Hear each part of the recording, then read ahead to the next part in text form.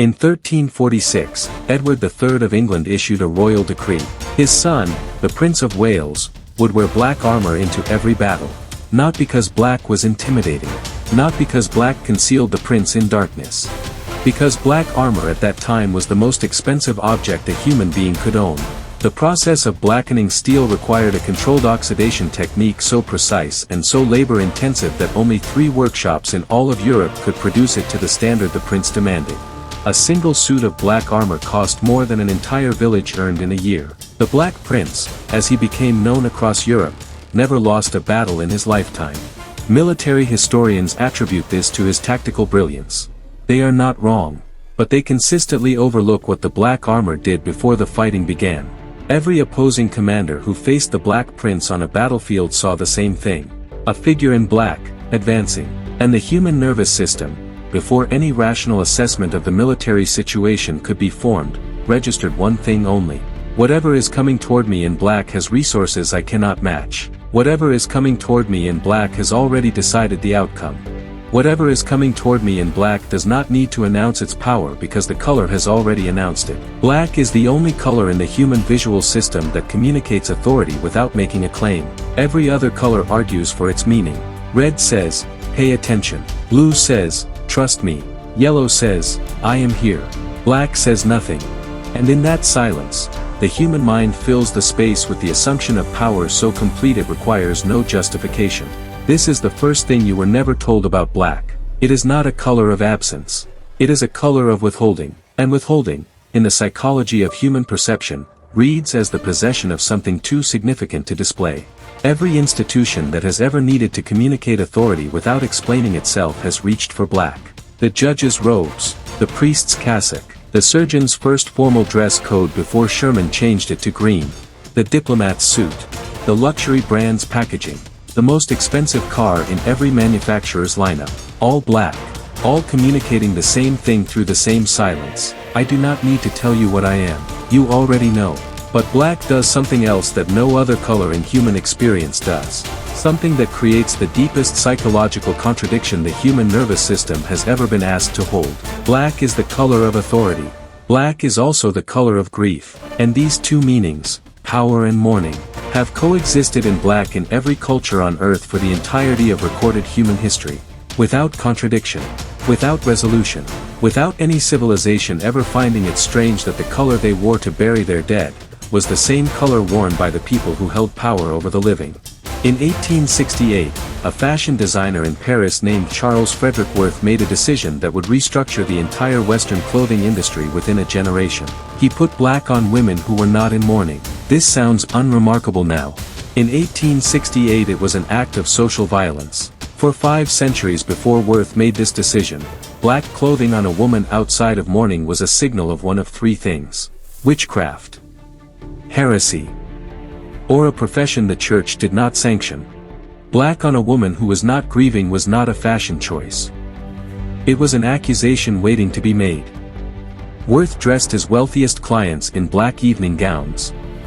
Not because the color flattered them, though it did. Not because black was practical, though it was.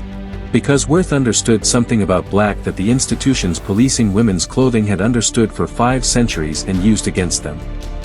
Black removes information. When a woman wore color in 1868, her color communicated her status, her family, her wealth, her allegiances, her availability. Color was a language that every observer could read. Color placed the wearer inside a social category the moment she entered a room. Black removed all of that. A woman in black communicated nothing, and in communicating nothing, communicated everything. She withheld the information the room expected to receive. And a room that cannot read a person, assigns them power by default. Worth's clients understood this immediately. Within a decade, black evening wear had spread across the drawing rooms of Paris. Within 2 decades, across London and New York. Within 3 decades, Coco Chanel had not invented the little black dress.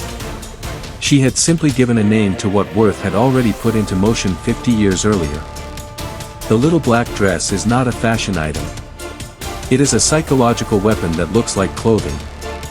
And the reason it has never gone out of fashion in 150 years, is not aesthetic.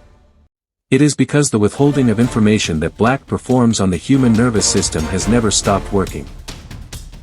A woman in a little black dress at a social event is doing, with fabric, exactly what the Black Prince did with armor. She is advancing. She is withholding. She is allowing the room to fill the silence with its own assumptions.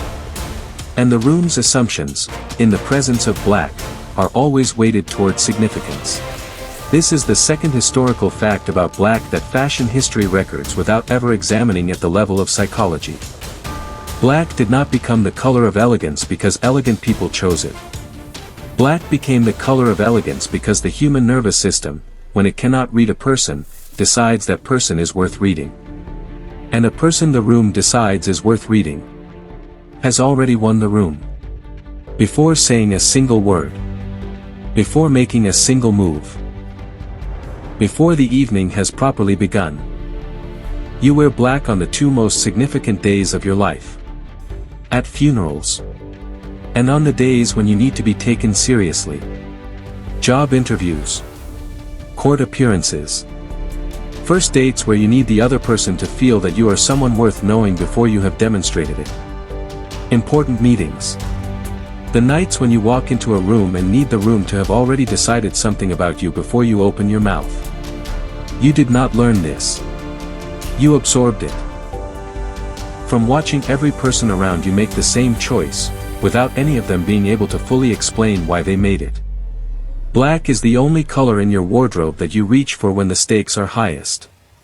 And the reason has nothing to do with fashion. Black absorbs all light. Every other color reflects some portion of the light spectrum back toward the eye, revealing information about the surface it occupies. Black returns nothing. It takes the light in and gives nothing back. And a surface that returns nothing to the eye, gives the eye nothing to analyze. And a nervous system that cannot analyze what it is looking at, defaults to one assumption above all others. Whatever I cannot read, is more significant than what I can. Apple understood this in 1998 when they introduced the iMac in a range of colors, and then watched their most powerful business customers choose the black option from competitors rather than Apple's colored machines. By 2001, Apple's professional line was black. By 2010, their flagship consumer products were black. Not because black was more beautiful. Because black communicated that the object inside the black surface was too significant to require the distraction of color. Chanel No. 5. The black bottle. The black box. The black bag. Every luxury brand's most expensive tier, packaged in black. Not because black is expensive to produce. Black is the cheapest color to produce. Because black packaging communicates that what is inside does not need to argue for its value. It withholds. And the customer, face to face with a black surface that returns nothing, fills the silence with a number larger than the price tag. The Black Prince's armor cost more than a village. The little black dress costs less than most garments in a wardrobe. The most expensive perfume in the world comes in a black bottle that costs pennies to manufacture. The price was never in the black. The price was in what the black made the human nervous system believe was inside it. You have been buying that belief your entire life. On the days when you needed authority, you wore black and borrowed it. On the days when you lost someone, you wore black and disappeared into it. Both times, the black did exactly what it has always done.